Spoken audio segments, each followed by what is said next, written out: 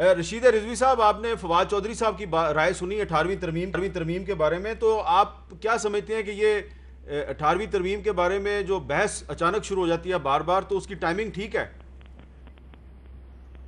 نہیں، میں سمجھتا ہوں، دیکھیں پہلی بات تو یہ ہے کہ لا میں ہمیشہ، چاہے لا ہو چاہے کانسٹیٹیوشن ہو، وقت کے ساتھ ساتھ اس میں امپروومنٹ کی ضرورت ہوتی ہے، اور اگر کوئی امینڈمنٹ اس کو امپروو کرنے کی، اس کو مور افیکٹو کرنے کی، اس کو اسٹرانگ کرنے کی، اس کو اسٹرینتھن کرنے کے لیے ہے تو ہمیں اس پہ واویلا نہیں مچانا چاہیے۔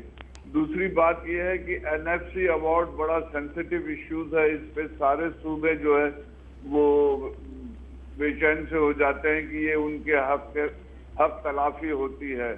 تو اس کو تو میں سمجھتا ہوں فیڈریشن کو بڑا سوچ سمجھ کر قدم اٹھانا چاہیے، اور اب دیکھیں 7-8 سال بعد یہ این ایف سی ایوارڈ کے لیے بیٹھ رہے ہیں دوبارہ، تو میں سمجھتا ہوں یہ بہت سینسٹیو ایشو ہے اور اس کو بڑے صحیح انداز سے ہینڈل کرنا چاہیے۔ ہر صوبے کا اپنا حق ہے، اس کو ملنا چاہیے۔ ٹھیک ہے، قلبی حسن صاحب آپ اس پہ کیا کہیں گے؟ 18ویں ترمیم پہ بحث ہونی چاہیے؟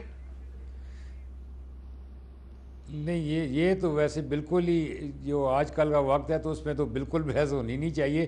تو بحث وہ کریں گے کہ ایسے کہ کیونکہ وہ پارلیمنٹ کا تو اجلاس بھی نہیں کر رہے، لیکن پہلے ہمیں تو یہ تو آج دن تک مجھے یہ تو نہیں سمجھ آیا کہ 18ویں ترمیم سے کیا نقصان کیا ہوئے ہیں۔ یہ تو بڑی سوچ سمجھ کے بڑی اس پہ ڈسکشنز کر کے ہوا ہے۔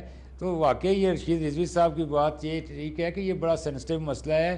یہ ہمارا ملک جو ہے، یہ جس طرح کی فیڈریشن ہے، اس میں یہ ہر روز کی جو امینڈمنٹ ہے، یہ آخر اس میں نقصان ہونے کا خطرہ ہو جائے گا۔ تو اس لیے میں تو کہتا ہوں کہ فی الحال تو اس کو بالکل ٹچ بھی نہیں کرنا چاہیے۔ جی عابد ساقی صاحب آپ کیا کہیں گے اس پہ؟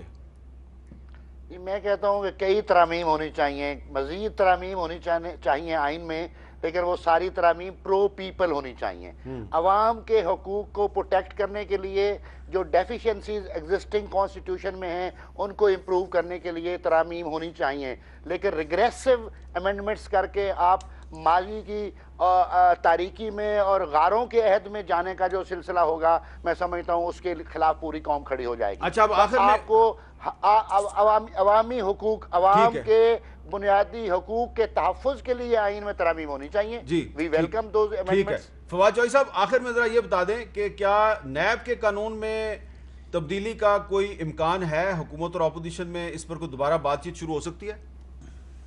دیکھیں، یہ بات چیت تو بڑی ڈیٹیل ہوئی تھی اور فرینکلی اس وقت ڈیریل ہو گئی جب پیپلز پارٹی نے جو اپنا دیا draft, P M L N نے اس سے اتفاق نہیں کیا اور انہوں نے کہا کہ ہم ایک نیا جوائنٹ بنا کے جو ہے وہ دیں گے۔